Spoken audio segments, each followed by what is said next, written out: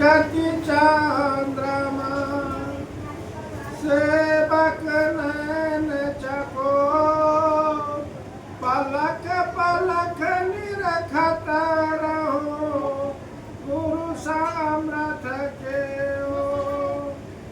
बंदो चरण कबीर गुरु मुद मंगलयागा यही सुमिरन न रहो तुम्हें भव सागर से पार गुरु के सुमिरन मात्र से न सत विघ्न ताहि शुभारंभ में ध्यात है सब सम गुरु की महिमा अनंत है अनंत किया उपकार लोचन अनंत उघारिया अनंत दिखावन अनंत दिखावन। परम पूज्य विश्ववंदनीय सदगुरु कबीर एवं मंचासी महात्मा लखटिया सरकार मानसरोवर के हंसगणों भक्तमयी माताएं बहनों नौजवान साथियों सभी को इस दास की ओर से त्रिपेखम साहबंदगी साहबंदगी साहब। यह दास पहले एक अर्जी से आप लोगों को सेवा कर रहा है। एक करीला गुरु सो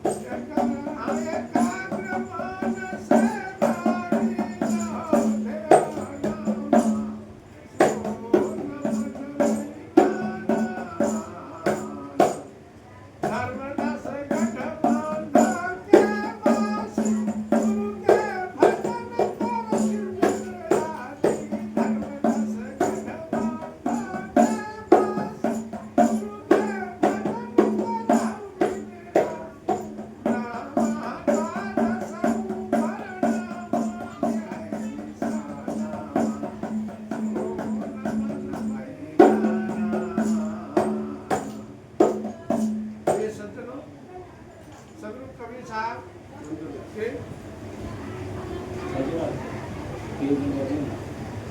धर्मदास साहब अर्जी करते हैं, कहते हैं कि हे गुरुवर एकाएक करीला गुरु सुमिरन मान, यानी जिस समय गुरु के सुमिरन के यानी याद करना, सुमिरन का मतलब है याद करना। गुरु की याद करने के लिए कोई समय की पाबंदी नहीं है। जिस समय सोते जागते उठते बैठते जिस समय हो उस समय गुरु का सुमिरन करना चाहिए, याद करना चाहिए। इसलिए धर्मदास साहब कहते हैं कि एकाएक करीला गुरु सुमिरन सुन मन बेईमान मन। ऐ मन शैतान तुमको जिस समय आवे, संध्या सुमरन में हम लोग आते हैं कि श्वास श्वास में नाम लो वृथा श्वास मत खोज, ना जाने कि श्वास में आवा हो न हो। कि हर एक एक श्वास में गुरु की वाणी को सुमरन करना चाहिए, याद करना चाहिए। इसलिए धर्मदास साहब कहते हैं कि एकाएक करीला गुरु सुमिरन सुन मन बेईमान। क्योंकि आगे कड़ी में है कि दुर्गा दुई दिनन के जिंदगी जग में करना गुरु की बंदी। कि जब यह हम लोग मानव चोला पाए हैं तो ये 2 दिनों का जिंदगी है। 2 दिन का जिंदगी होता है कि एक समय हम माता के गर्भ से आए और एक समय यहाँ से चला जाता है। इसलिए धर्मदास साहब कहते हैं कि ये 2 दिन का जिंदगी है, इसमें गुरु करना अनिवार्य है। क्योंकि बिना गुरु के न किसी को कल्याण हुआ है न होगा। जिसको साहब कहते हैं, तुलसी बाबा कहे कि बड़े भाग्य मानुष तन पावा सुन दुर्लभ सदगति गावा। क्योंकि बहुत भाग्य के बाद यह मानव चोला मिलता है।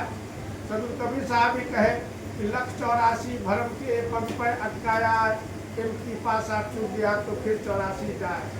क्योंकि यह 84 लाख जोनी भरमने के बाद यह मानव का चोला मिलता है। और इस मानव चोला में आकर के हम अगर सदगुरु की शरणागत में नहीं गए, आत्मज्ञान से परिचय नहीं हुआ तो मानव जीवन बेकार है। क्योंकि आगे कड़ी में है कि तिनका 3 गुण के परल है बंधन में। क्योंकि यह शरीर 3 गुण से बंधा हुआ है। पहला रजोगुण, दूसरा सतोगुण और तीसरा तमोगुण। यानी एक सृष्टि करने वाला, दूसरा पालन करने वाला, तीसरा संहार करने वाला। रजोगुण से सृष्टि होता है, सतोगुण से पालन होता है और तमोगुण से संहार होता है। इसलिए धर्मदास कहते हैं कि ये 3 गुण से ये बंधा हुआ शरीर है। इसलिए तीनों गुण से छुटकारा पाने के लिए हमें गुरु की शरणागत में जाना होगा। जब तक हम गुरु की शरणागत में नहीं जाएंगे तब तक ये तीनों गुण के बंधन से हम मुक्त नहीं हो सकते। आगे कड़ी में कहा कि 4 अवस्था मिली। यह मानव जीवन का 4 अवस्था है, बालावस्था, किशोरी अवस्था, युवा अवस्था और वृद्धावस्था। ये 4 अवस्था है। इसलिए समझे धर्मदास साहब कहते हैं कि 4 अवस्था में 4 अवस्था में थे जिनके पकड़ी जब लूटे। कि हम लोग जिस समय बाल्यावस्था में थे उस समय भी हम लोग जबरात के तरह माता पिता या सगे संबंधी के साथ दुर्व्यवहार किया, मांस मछली खाया, जो कि हम जम बन करके उस जीव को आहार करते हैं। किशोरावस्था में भी आहार किया, जवानी में भी आहार किया और वृद्धापन में भी मांस मछली खा करके हम लोग इस देह को नापाक बना लिए हैं।